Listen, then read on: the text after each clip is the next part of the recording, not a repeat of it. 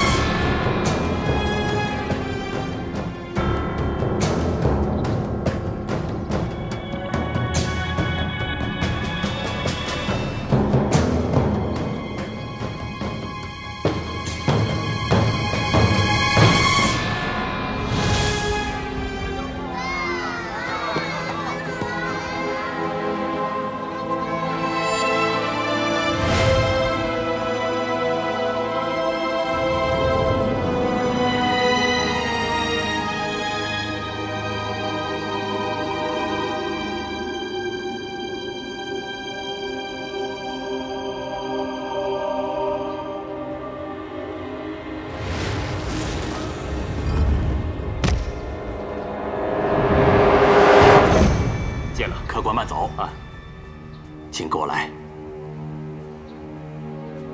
这位敢问就是峨眉的郭女侠吧？当今重臣严嵩，在朝中只手遮天不说，在江湖的势力也已经遍布天下。此人狼子野心，不得不防。是。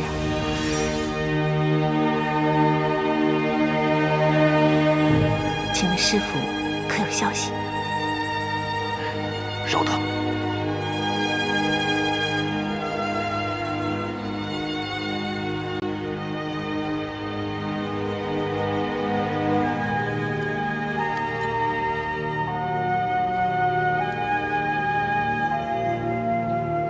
此地不宜久留，请回吧。伯伯对我峨眉的仗义相助，在此谢过了。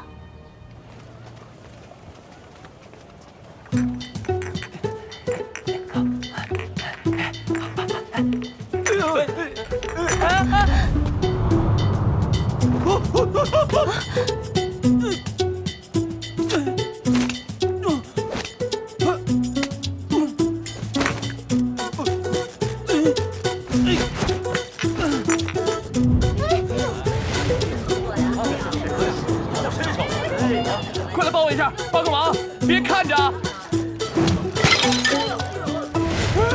我的脚！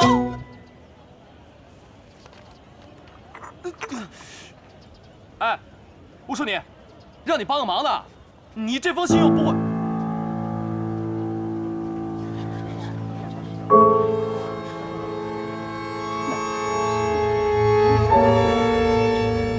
再说话，还会碎。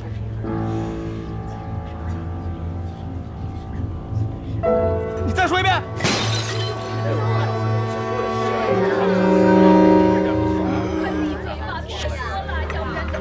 别让我再见到你啊！再见到你，我把你的信全砸了。死了！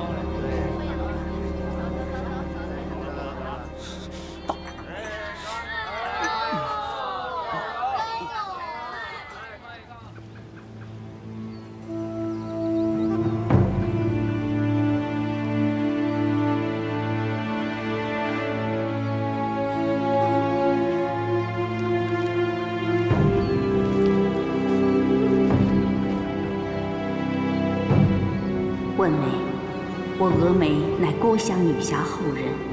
昔日郭女侠允身不恤，镇守襄阳，今国家有难，亦当施以援手。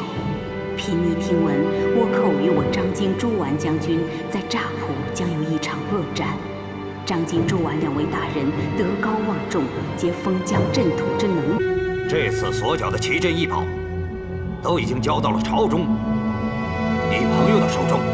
经此一役，江浙地区防务空虚。野狼将军所看上的2个头，完全可以趁虚而入了。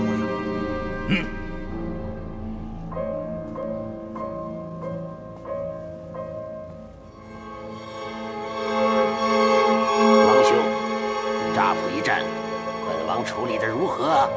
法王运筹帷幄，高瞻远瞩，不计一时之得失，实乃是经世之才。等我完成了大业，你就是盘踞一方的东海王，子子孙孙封地尽绝，比现在的海盗头子强7至万倍。谢法王。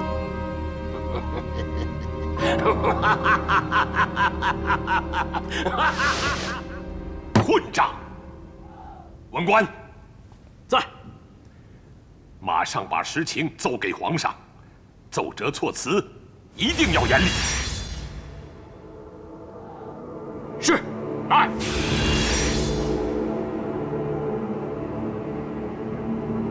张大人，严世蕃可是严嵩的公子啊。这个我知道。那张大人也一定清楚，我们的奏折，皇上是看不见的。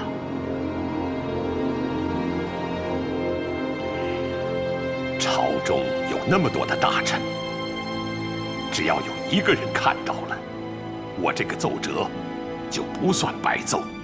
如此一来，动辄就会招致杀身之祸呀。唉，像严世蕃这样的混账东西，竟然来监督我江浙的军务，我早晚难免一死啊！张大人三思。不，我意已决，朱大人不必多言。去，马上写。老爷，有何吩咐？叫人把这封信交给范儿。是。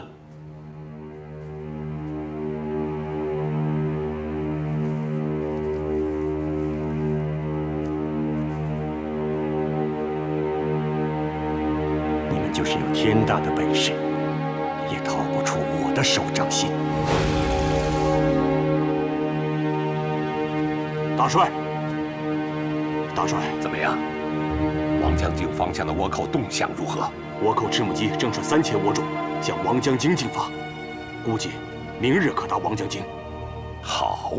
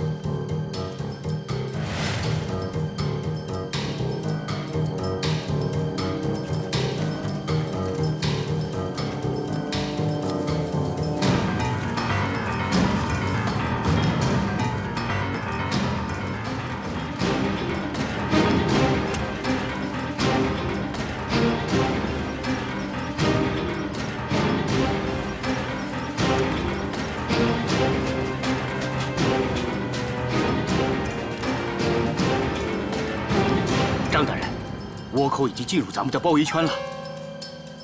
这一次让他们在劫难逃。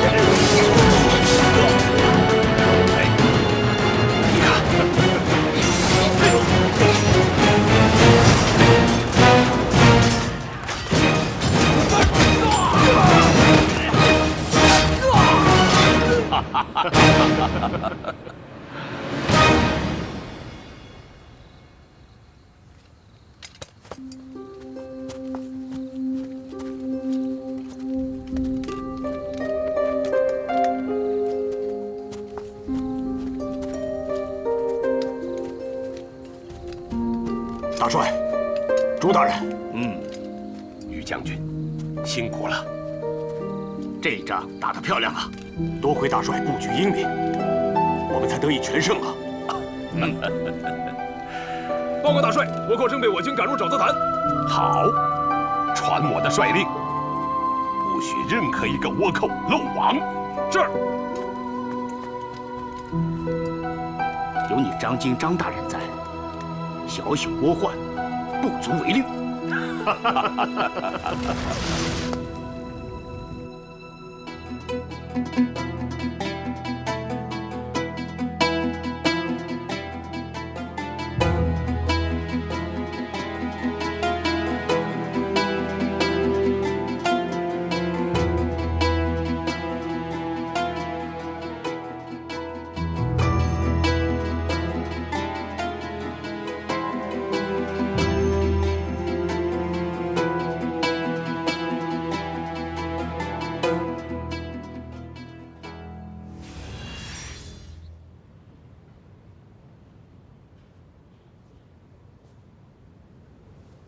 将那个张京、朱绾即刻押解回京，择日处斩。老臣领旨。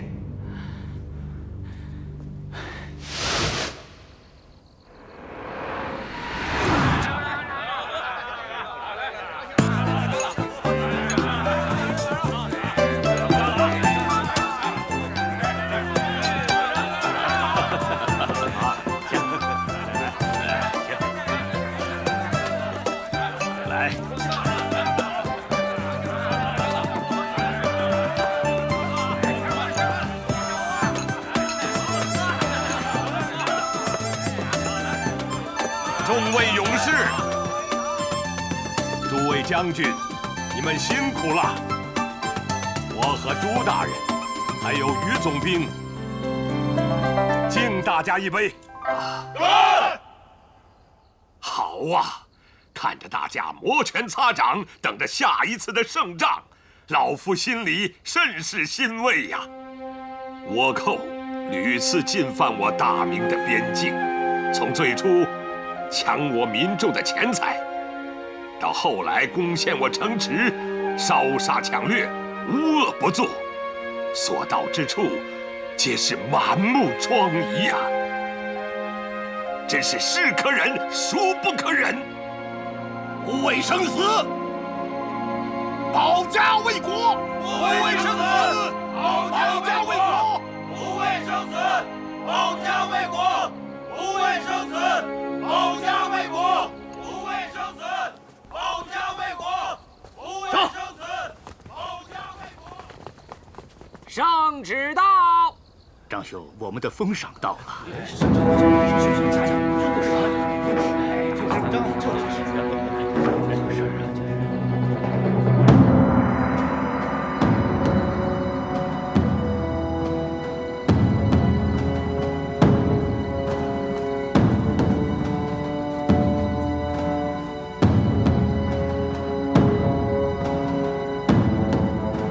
两江总督张京、浙江巡抚朱绾接旨。臣接旨。奉天承运，皇帝诏曰：张京、朱绾延误战机，致诈捕失守，罪大恶极，着即将张京、朱绾革职，押解回京，择日问斩。钦此。把他们带走！谁敢？谁敢？大胆！张京、朱绾，难道你们想谋反？爹，王大人，在我父女分别之际，能否让我们单独说几句话呢？爹，快点吧！哼，多谢王大人。爹，他们这是栽赃陷害，那又如何呢？这可是圣旨，君让臣死，臣不能不死。可是，你马上进京，找到首辅徐介徐大人，只要他肯出面，我就一定能见到皇上。可是，不要说了，就这么定了。不行，爹，王大人，我们可以启程了。爹，好，爹，爹，叩送二位大人。爹。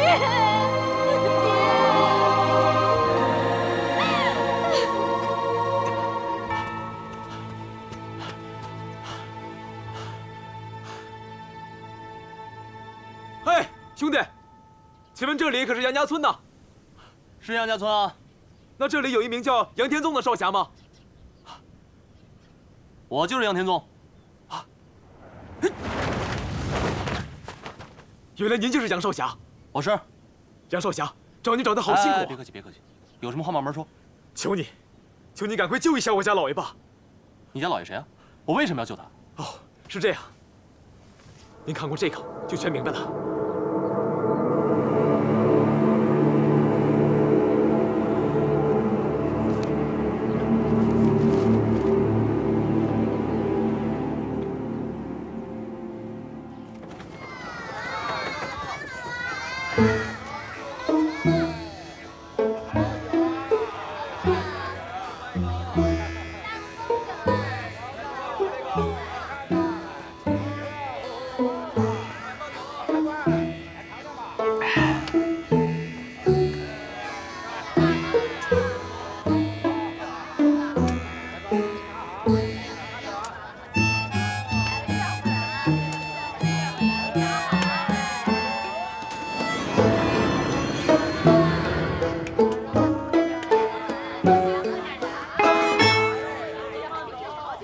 给我站住！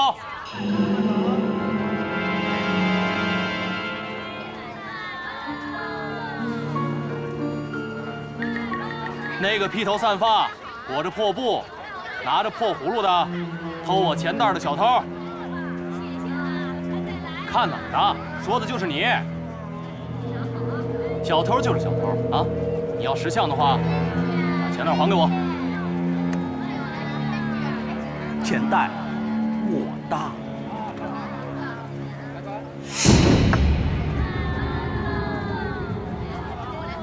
跑还是不跑啊？不跑没机会了啊！跑啊，追得上！我呀！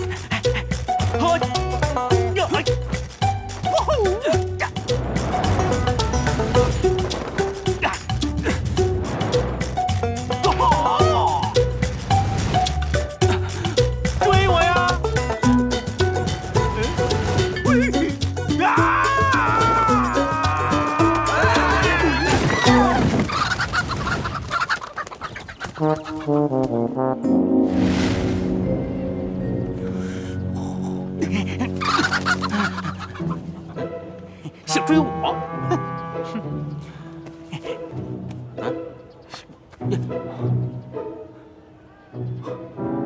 我的，我的，哼，跟我来。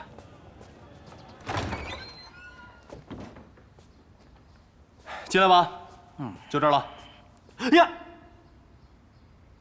不是大哥，啊？这小地方吗？啊？哼。哎呦，坐吧，随便参观。呀，嘿，然后，以为有东西吊着呢。哼。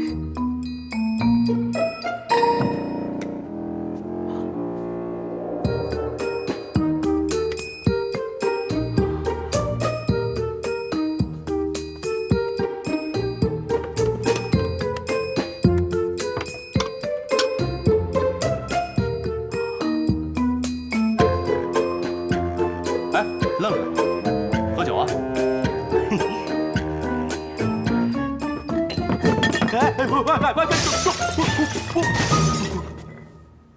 我说你不行吧？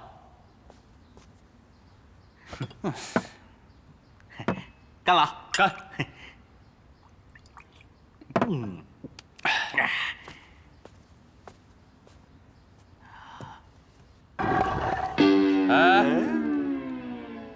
哎，我说你不会吧？老老实实坐下喝酒吧。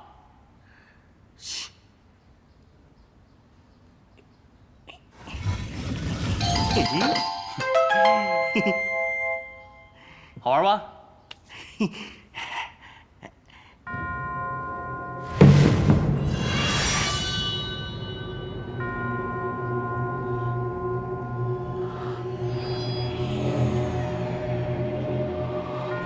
站住！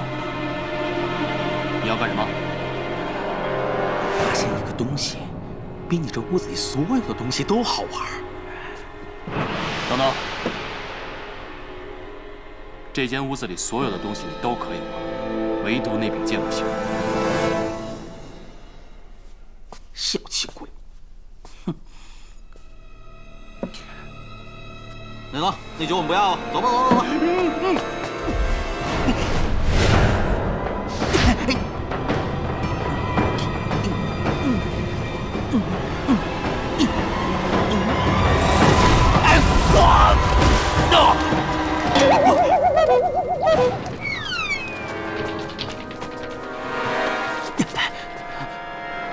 不就一把破剑吗？你凭什么不让我玩？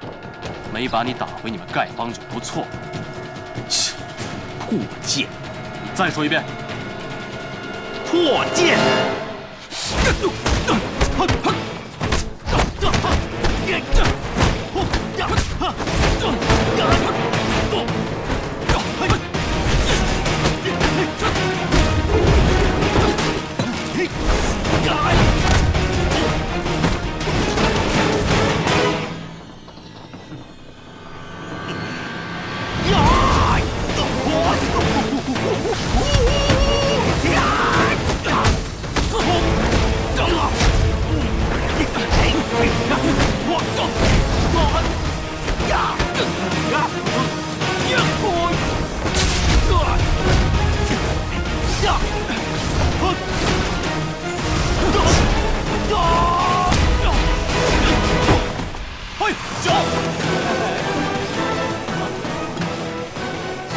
给我坐下！不许浪费粮食！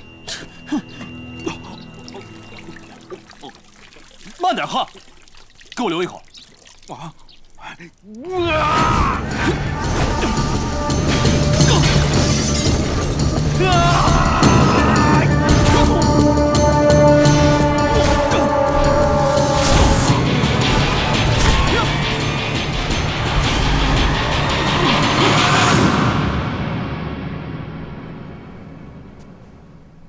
还打不打？我怕你啊！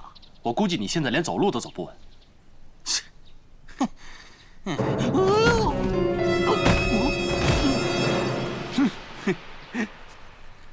哎呀，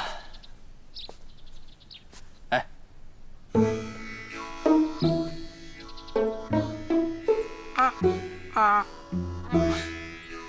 不好受啊？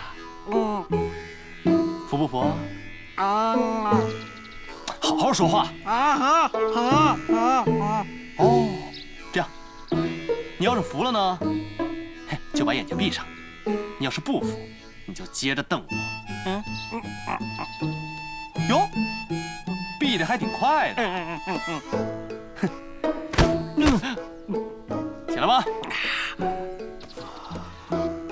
起来吧！哎，别装了。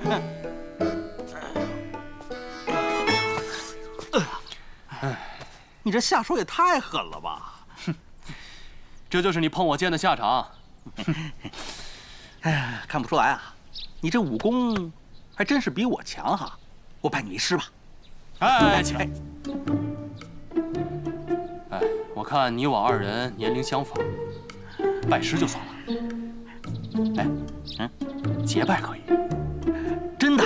真的。结拜！来！我今年20有5。哎，对，你呢？我20有6。姐，有3。那以后你叫大哥，我叫你封地，如何？行。封地，大哥，封地，大哥。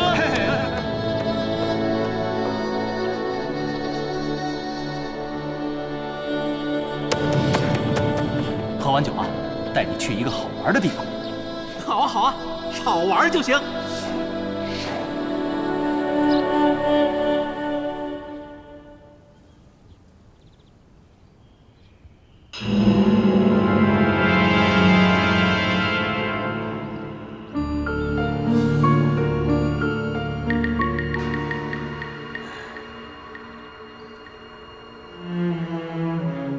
多亏了爹的妙计啊！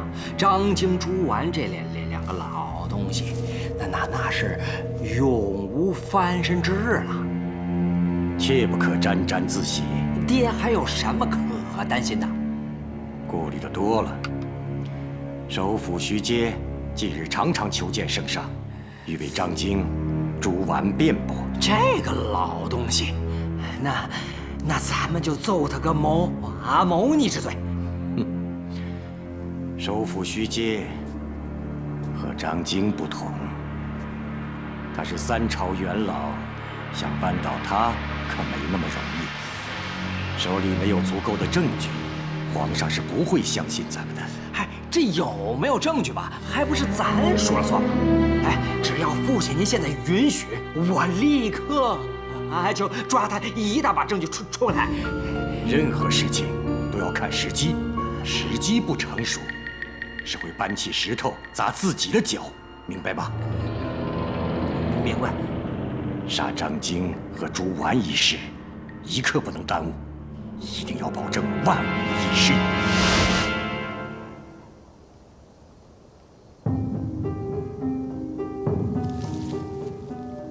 大人放心，小人这就去联系汪头领，和他布置下去，绝对不会出差错。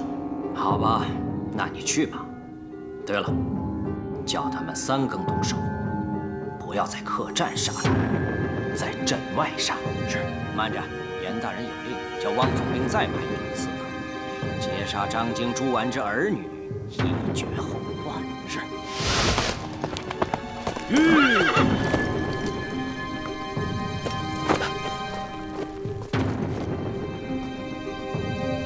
见过都尉大人。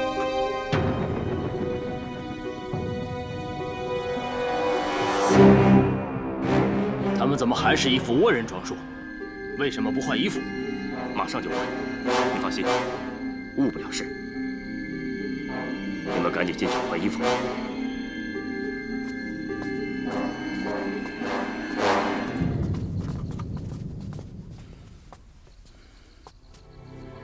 你听着。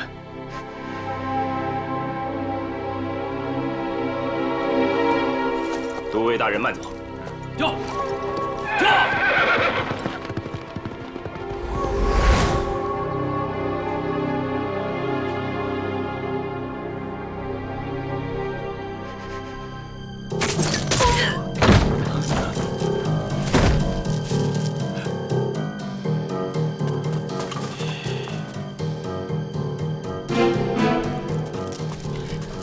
放开我！我们带到哪儿去？放开！走开！放开我！放开！放开！放开我！放开！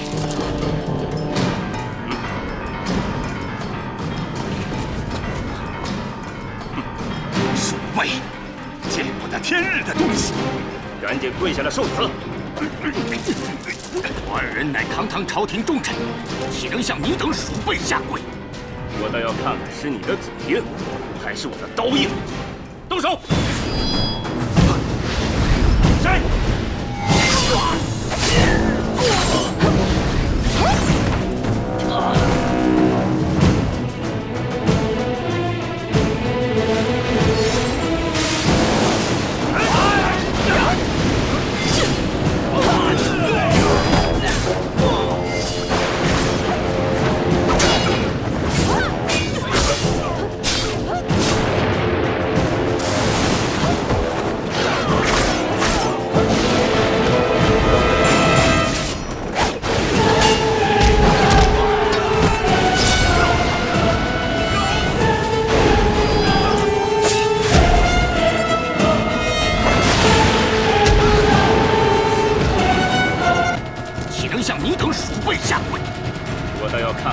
者子爷，还是我刀硬？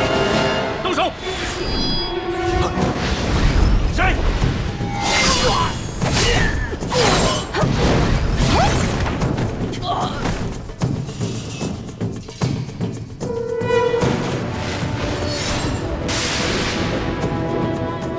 你是什么人？你的敌人。给我杀了他！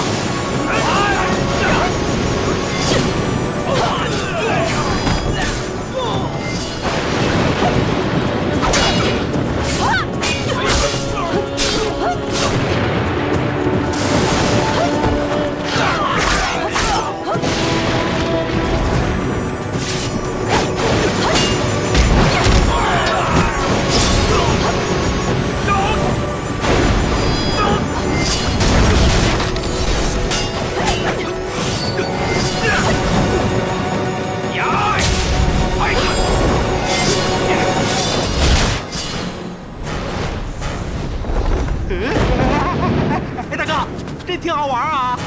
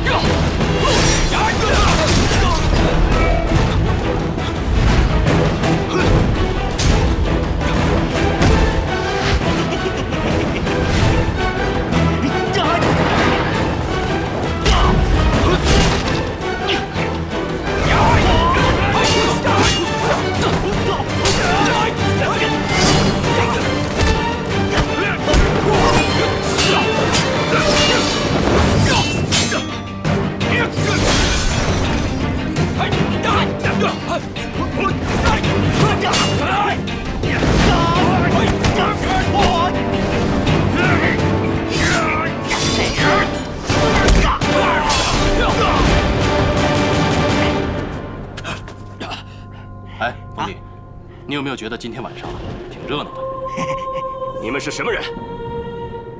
不想死的话，赶紧给我滚！就凭你，让我们滚？大哥，咱们是让他们半残还是全残啊？冯弟，别管别的了，没时间跟他们玩，先救这位姑娘脱险要紧。好嘞。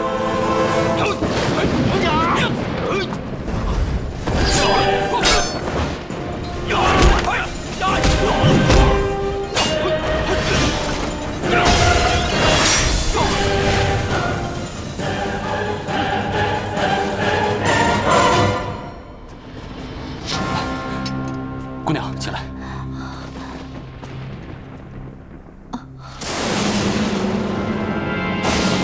你中毒了。不出半个时辰，你就会突发，到时候没有解药，你就会浑身溃烂而死。识相的，你们几个赶紧离开这儿。等我解决完这两个老东西，心情一好，或许会赏你们几药。姑娘，放心吧，你这毒的解药我已经拿到了。不可能！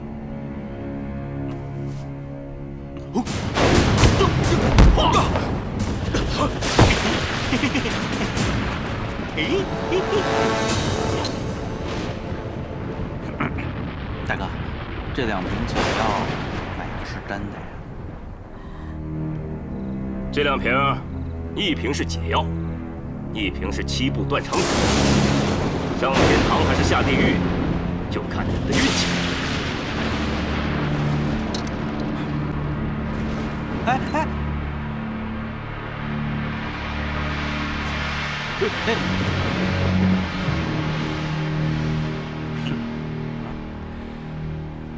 就你这点脑子，你还能瞒得过我吗？老子杀了你！呀！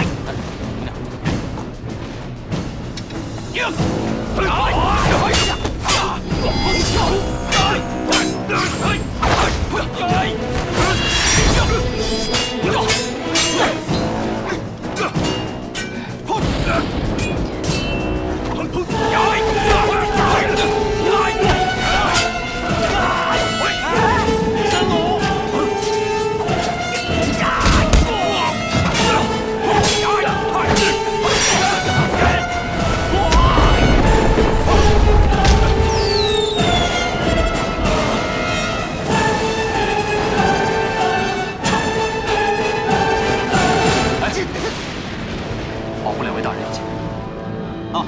走。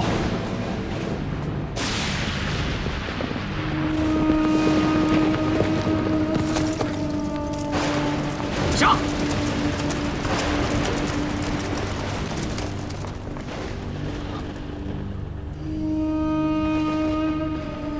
大胆逆贼，竟敢劫持侵犯，统统给我拿下！且慢，王公公，这3位义士是来保护我和朱大人的。若真如张大人所说，那就让他们都退下吧。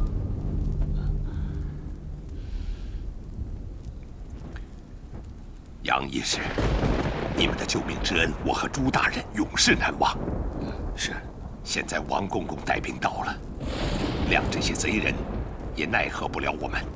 3位义士，快走吧。张大人，如今是严嵩把持朝政，我就怕2位大人回京之后，连辨白是非的机会都没有。啊，这个请杨义士放心。当今首辅徐阶是老夫的至交啊，严嵩不过为父，谅他也不能阻止我们面圣。那这么说，2位大人是决意不肯跟在下离开？啊，义士，我2人若是真随你们去了，那便真成了反对皇上的逆臣了，性命可失。我与张大人的名节，断然不可失啊！义士。是啊。还在那儿啰嗦什么？是不是在商议怎么谋反呢？我们马上离开。哎，姑娘，大人，那你们自己保重，我们告辞了。凤弟，拿着啊。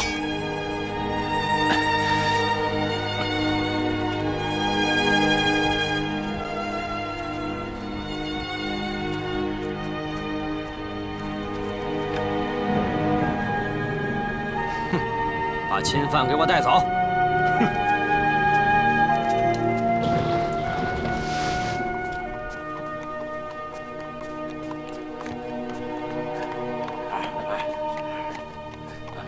来，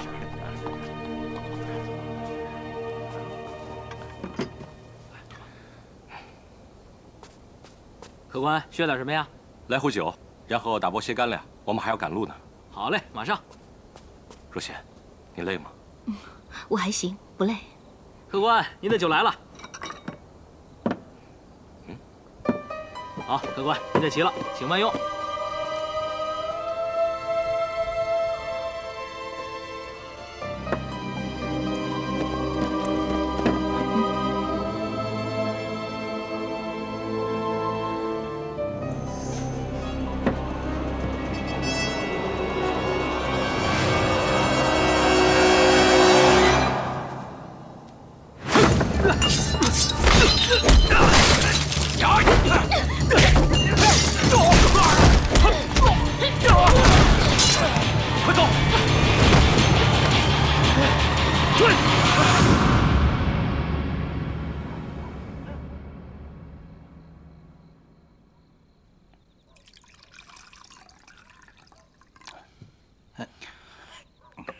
大哥，他怎么还不醒？我哪知道？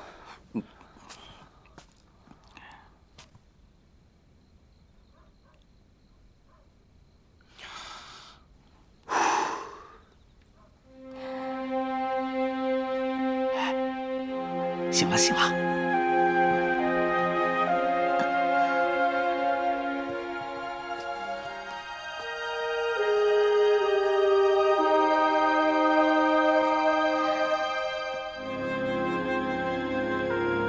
你们到底是什么人？为什么要救2位大人？我是奉家父之命，家父云游四海前曾经交代我，张家向来与我家有恩，所以只要张家人有难，我务必前去营救。这个我可以作证。你又是为什么要去救张大人呢？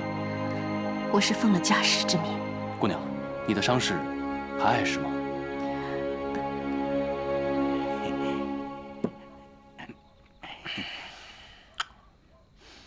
哎，别以为我认不出你啊！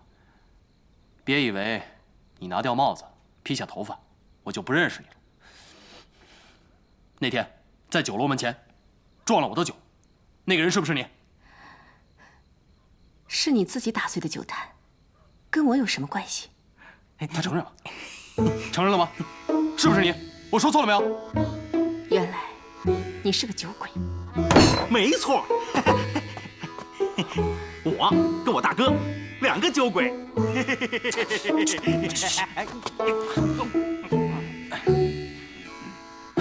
姑娘，其实在下酒量浅薄，平时只喝一点点。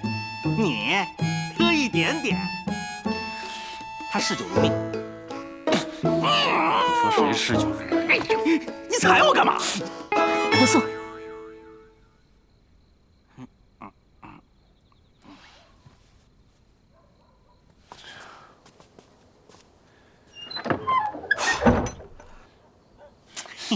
我什么时候让你跟他说我嗜酒如命的？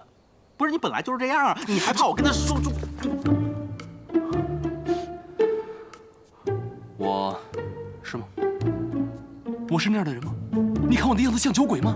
像吗？干嘛？这位是我的义弟，风改老五。幸会幸会。不知姑娘尊姓大名啊？在下姓郭。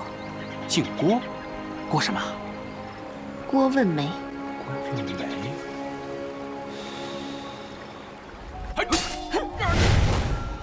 姑娘，那天我看你使的剑法，是不是师出峨眉啊？不错。而且剑法之中隐隐透着打狗棍法。啊！哎，大哥，这你都知道啊？给我讲讲，给我讲讲。想知道啊？好，这打狗棒法呢，是280多年前丐帮帮主洪七公所创，然后他又传给了下一任帮主黄蓉，黄蓉呢又传给了他和郭靖、郭大侠的小女儿郭襄。可惜啊，襄阳一战，黄蓉、郭靖夫妇双双身亡，只留下郭襄独自活了下来。不过他后来出家为尼，最后创立了峨眉派。不错。哇！大哥，你又猜对了。你到底是什么人？为什么对峨眉的渊源如此了解？终南山下活死人墓，神雕侠侣，绝技江湖。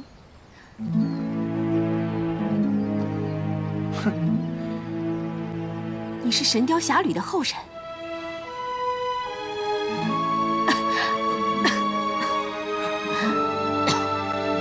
姑娘，光顾着跟你聊天了，忘了叫你回去吃药了。来，来，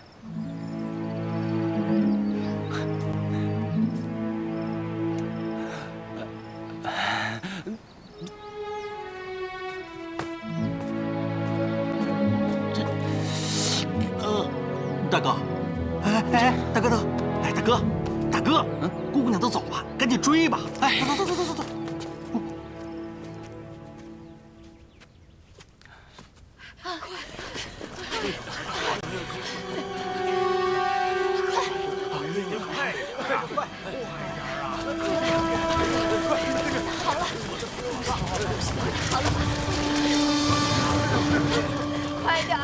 快点儿，跟上！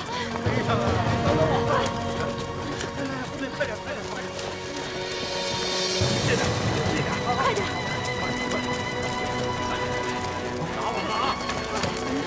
哎，姑娘，这是怎么了？倭寇来了，快跑！大哥，有倭寇哎，好玩啊！倭寇啊，我也正要此事。不行，张朱大人危在旦夕，我们必须赶到京城，不能耽误时间。哎，要不这样，咱们呢，先进去杀他100名倭寇，也就几炷香的功夫。兄弟，咱们比比谁快啊！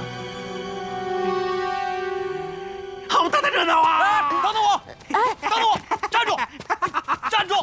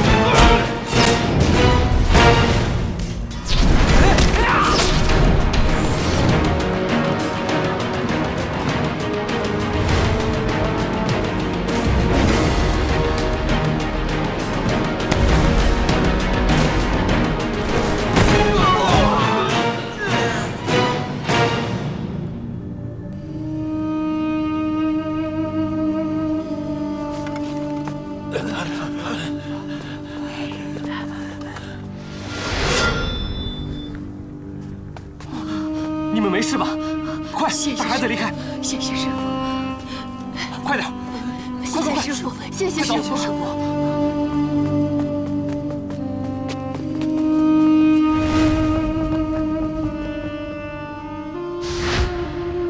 阿弥陀佛。哎，看看再说。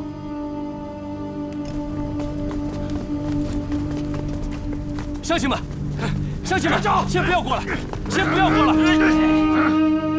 你这和尚要干什么？我的人可都是你打倒的。贫僧请将军放了这些百姓。看你没杀我的手下，本将军放你一条生路。快快滚开！百姓不走，贫僧是不会离去的。阿弥陀佛。我们准备。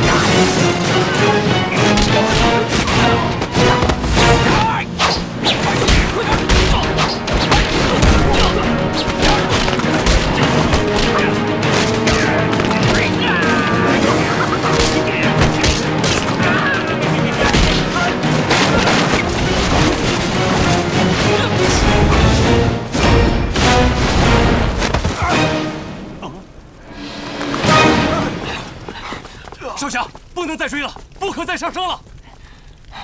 大师，这些人都是十恶不赦的杀人犯，如果你不杀他们，他们就会杀我们更多的大明百姓，恕我冒犯。制止杀戮全靠教化，这样杀来杀去，何时才是个头啊？杀了他们，不敢再犯我大明朝，自然也就杀到头了。冰山说得对，这些倭寇你就得杀光他们，让他们再也不能过来杀人了。你看看这些百姓，他们的亲人、父母以及孩子们都被这些倭寇给杀了。你问问他们，这些倭寇该杀不该杀？该杀！该杀！该杀！该杀！该杀！该杀！该杀！该杀！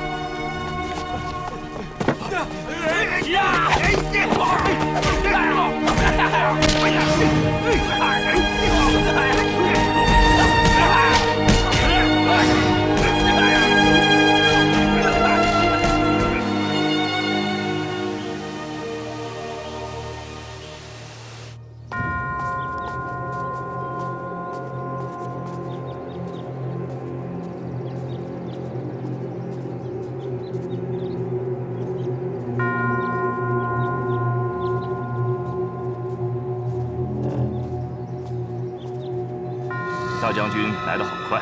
汪大统领，无端遭此惨败，究竟是怎么回事？大将军，请坐。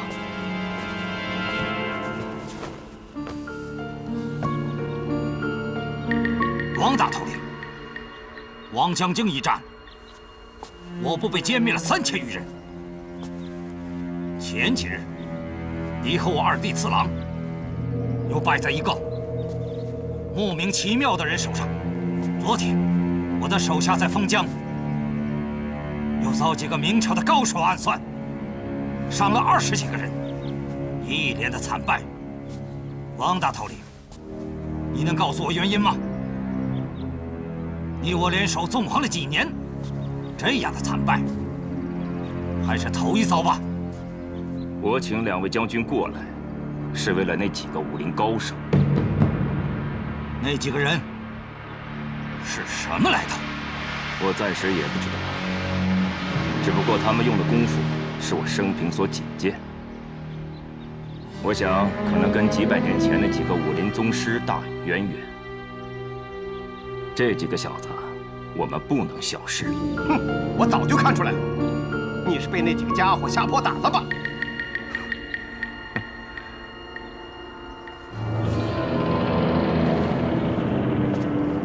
我汪元正乃岭南毒教的教主，一代武林宗师吸毒欧阳锋的传人。我会怕了那几个乳臭未干的小兔崽子？只不过那几个小子太滑头了，我才吃了点亏。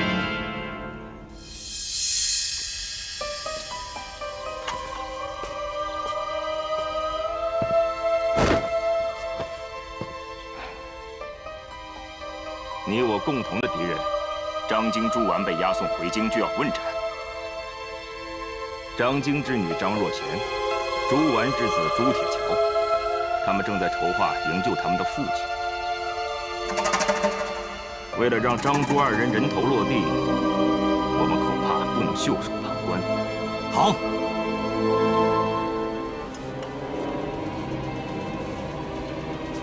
说吧，怎么个帮法？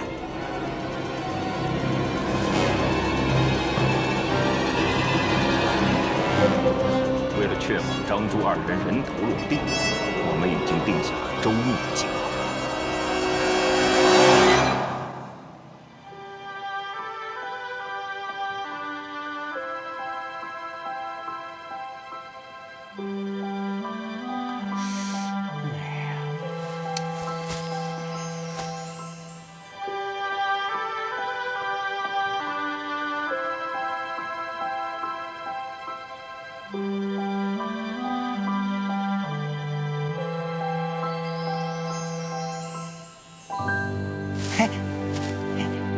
你这和尚真有意思啊！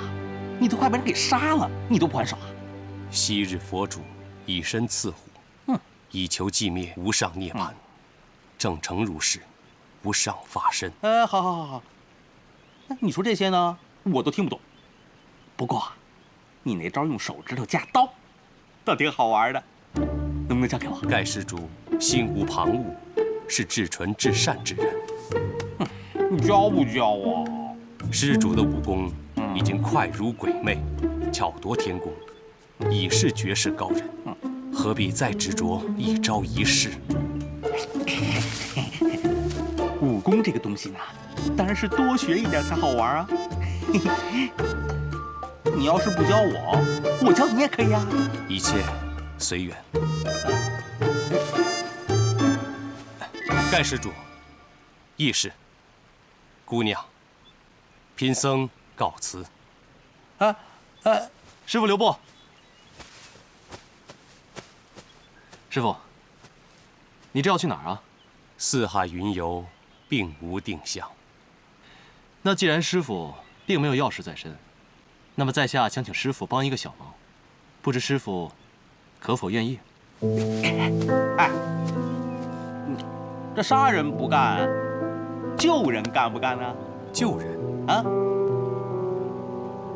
师傅，张京、朱婉两位抗倭功臣，你可曾听说？略有耳闻。两位大人被奸人所害，正羁押在京城。即日问斩。我想师傅和我们一起去法场救人，不知师傅可否愿意啊？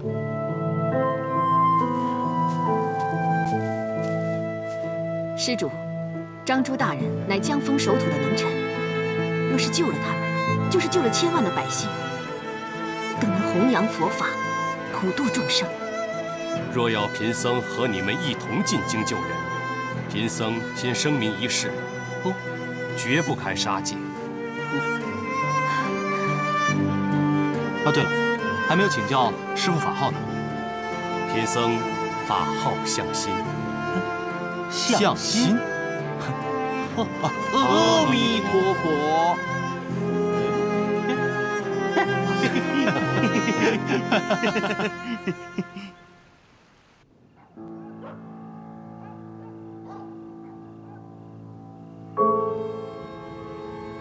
皇上，您看，要炼成此红丸，必得上好的人参，再将处女之精血混合在一起，其至阴至阳一旦交融，便会产生一股纯真的真气。此真气乃是御毒驱毒、御秽除秽，而且清净免劳，远离那些俗人俗物。如此这般，皇上才能青春永驻，万寿无疆啊！哎呀，清净免劳，远离俗人俗物，朕要是能做到就好了。启奏皇上，你看我说什么来着？首辅徐阶徐大人说有要事要见皇上。徐大人，他来过多少次了？回皇上，自张京、朱完被押解回京，来过数次了。哦，数次了。要不见他一面？皇上，到时辰该吃药了。皇上，请马上服药啊，龙体才是国事。是啊，皇上。哎，你让那个徐大人先下去吧，等有时间朕再见他。可是徐阶徐大人说是10万火急，此事事关两江总督张。大胆！皇上说了不见了，还啰嗦什么？快走！是。杨爱卿，臣在。那个张京杀了没有啊？马上押到京城。到京城以后，马上问斩。这件事情办利索了。一天到晚的张京，朕都烦死了。是，臣领旨。没什么事了，你先下去吧。臣先告退。走，吃仙丹去。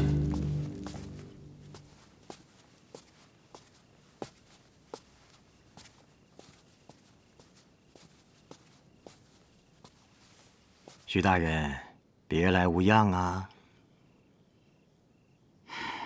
老夫好得很。皇上已回寝殿歇息了，徐大人莫不是还在等皇上召见？老夫识君之路，有关乎国运的要事禀告，自然要亲自送达圣听。老夫可不像某些尸位素餐之徒，蒙蔽圣上，只涉及安危于不顾，徐大人话中有话呀，只是圣上未必有功夫听你的要事。我劝大人一句，与其在这儿垂死挣扎，不如告老还乡吧。你，徐大人，不是老夫多嘴，这张京和朱绾之事，皇上已经烦透了。只要一听到这两人的名字，皇上就浑身不舒服。依老夫之见，徐大人还是死了这条心吧，免得惹怒了龙颜，连自己的性命也搭上。更深路重，本官就不奉陪了。大人的老寒腿若是痛入骨髓，不如就此离去，学学什么叫识时务。